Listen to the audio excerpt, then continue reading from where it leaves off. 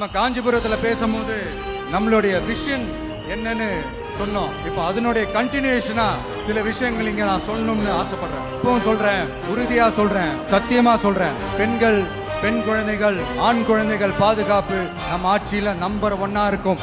சட்டம் ஒழுங்கு ரொம்ப ரொம்ப ஸ்ட்ரிக்டா இருக்கும். அரசு பள்ளிக்கூடங்களும் கல்லூரிகளும் முதல் தரமா இருக்கும். போட்டி தேர்வுகளுக்குன்னு லட்சங்களை கொட்டி தனி கோச்சிங் சென்டர் போய் படிக்க அவசியமே இருக்காது.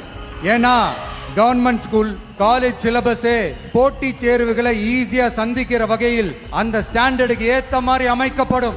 உயர்நிலை பள்ளி பாடத்திட்டங்களிலேயே அடிப்படை அரசியல் சாசன சட்டம் சேர்க்கப்படும். மாநில மற்றும் ஒன்றிய அரசு அலுவலகங்கள், வங்கிகளின் செயல்பாடுகள் மற்றும் அவற்றை அணுகும் முறை குறித்து மாணவர்களுக்கு தெளிவான புரிதலை ஏற்படுத்தும் வகையில் தேர்வுகள் அற்ற செயல்முறை பாடமாக கற்பிக்கப்படும்.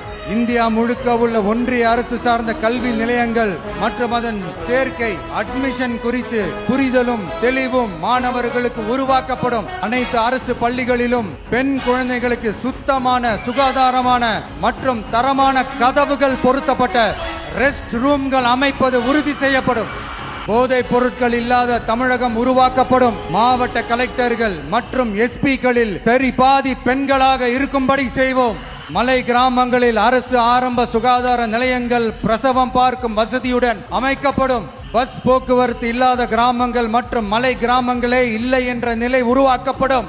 ஏற்கனவே அமைப்பு சாரா தொழிலாளர்கள் அமைப்பு இருந்தாலும் ஆட்டோ, டாக்ஸி மற்றும் லாரி டிரைவர்களுக்கென அவர்களின் நலன்களுக்காகவும் குடும்ப நலன்களுக்காகவும் தனியாக நல வாரியம் அமைக்கப்படும். தென் தமிழகம் உட்பட தமிழகத்தின் தேவையான பகுதிகளில் தொழிற்சாலைகள் அமைக்கவும் தொழில் வளம் பெருக்கவும் தனி கவனம் செலுத்தப்படும். விவசாயிகள், மீனவர்கள் மற்றும் நெசவாளர்களின் கருத்துக்களை அறிந்து அவர்களுக்கான திட்டங்கள் காலத்தின் தேவைக்கேற்ப உருவாக்கப்படும்.